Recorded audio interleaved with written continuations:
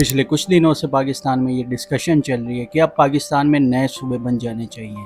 अपनी पिछली वीडियो में हमने ये बात डिस्कस की कि क्या पाकिस्तान में नए सूबे बन जाने से पाकिस्तान को फ़ायदा होगा या फिर नुकसान। मैं आपको रिकमेंड करूँगा कि आप वो वीडियो भी ज़रूर देखें ताकि आपको इस वीडियो का मुकम्मल कॉन्टेक्स्ट समझ में आ सके।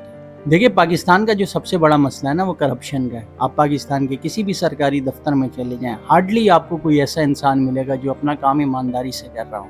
अगर ऐसे में आप ये कहते हैं कि पाकिस्तान में मैनेजमेंट और एडमिनिस्ट्रेशन की प्रॉब्लम है, तो ये प्रॉब्लम छोटे सूबे बना देने से कैसे ख़त्म हो जाएगी।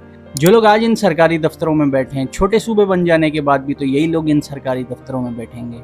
अगर ये लोग आज अपना काम अच्छे से नहीं कर रहे और आप ये कह रहे हैं कि मैनेजमेंट और एडमिनिस्ट्रेशन के मसाइल हैं, तो छोटे सूबे बन जाने से ये मसाइल कैसे हल होंगे। देखें, जब एक इंसान अपना काम ईमानदारी से करना चाहता है ना, तो वो किसी भी हालात में ईमानदारी से कर लेता है। वो ये नहीं देखता कि मैं किसी बड़े सूबे में बैठा हूँ या फिर मैं किसी छोटे सूबे में बैठा हूँ। तो इस बात पे हमारे यहाँ कुछ लोग इस बात की भी एग्जाम्पल देते हैं कि इंडिया को देख लें, इंडिया में भी तो बहुत सारे सूबे हैं।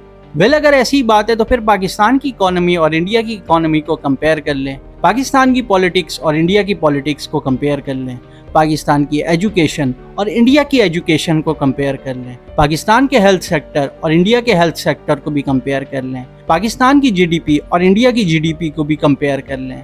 सो इस बात पे पाकिस्तान और इंडिया का कंपैरिजन नहीं बनता। इंडिया के हर स्टेट में वहाँ की स्टेट लैंग्वेज को ही प्रायोरिटाइज किया जाता है, जबकि पाकिस्तान में ऐसा नहीं होता। नए सूबे बनाने में एक प्रॉब्लम ये भी है कि अगर आप सिंध में या फिर पंजाब में नए सूबे या फिर एडमिनिस्ट्रेटिव यूनिट बनाएंगे, तो सिंध और पंजाब की हिस्ट्री का क्या होगा।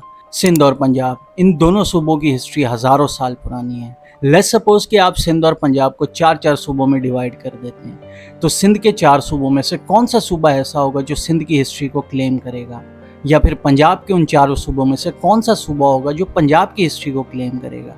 क्या इसकी वजह से हमारे मुल्क को प्रॉब्लम फेस नहीं करनी पड़ेगी, या फिर आप वो जो नए सूबे बनेंगे उनको एक नई हिस्ट्री देंगे जो 1947 के बाद की होगी। जब से ये नए सूबे बनने की बात हुई है, सिंध में बहुत सारी सियासी जमातें, बिलखुसूस पीपल्स पार्टी, ये बात कह रही है कि वो किसी भी सूरत में सिंध को तकसीम होने नहीं देंगे।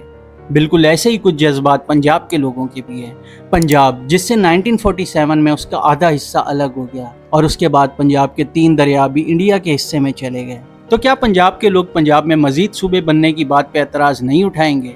और क्या इससे लोगों के दरमियान नफरत पैदा नहीं होगी? सपोज करें कि अगर कराची को एक नया सूबा बना दिया जाता है, तो क्या सिंध के लोगों के अंदर और कराची के लोगों के अंदर मजीद नफरत नहीं फैलेगी? और अगर नए सूबे लसानियत या फिर ज़बान की बुनियाद पे बनाए गए, तो क्या पाकिस्तान के लोगों के अंदर मजीद दूरी नहीं आएगी?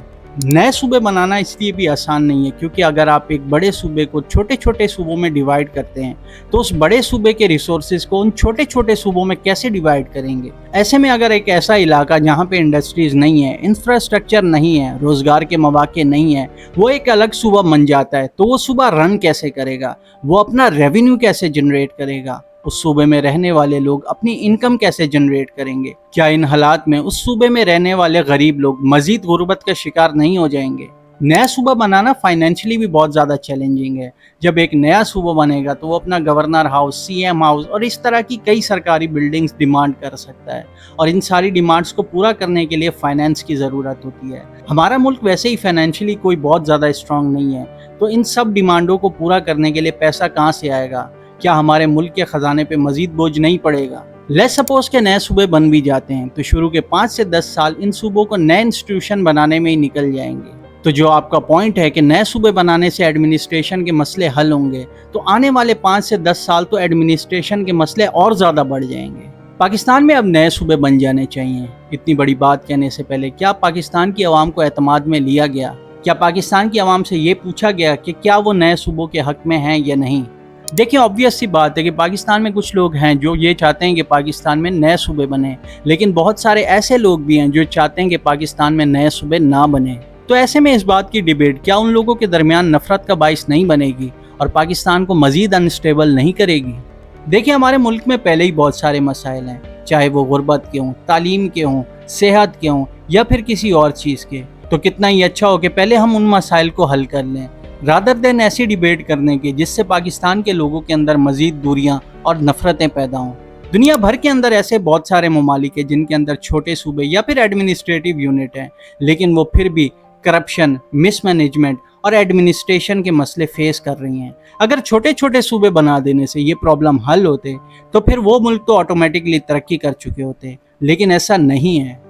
میں تو اس بات پہ یہ کہوں گا کہ پاکستان میں کوئی بھی ایسا اسٹیپ اٹھانے سے پہلے عوام کو بھرپور طریقے سے اعتماد میں لینا ضروری ہے۔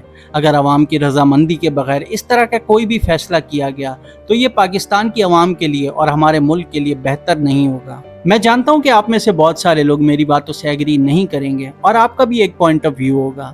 سو اس ویڈیو کے کمنٹ سیکشن آن ہے، feel free to give your opinion. I would be more than happy to read your comments. سو اسی بات پہ میں اپنی اس ویڈیو کو اینڈ کروں گا کہ ہمارا ملک اور ہمارے ملک کے لوگ جتنی بھی پرابلم فیس کر رہے ہیں I hope so کہ وہ جلدی ان پرابلم سے باہر نکل آئیں۔ ملتے ہیں آپ کو ایک نئی ویڈیو میں۔ اللہ حافظ۔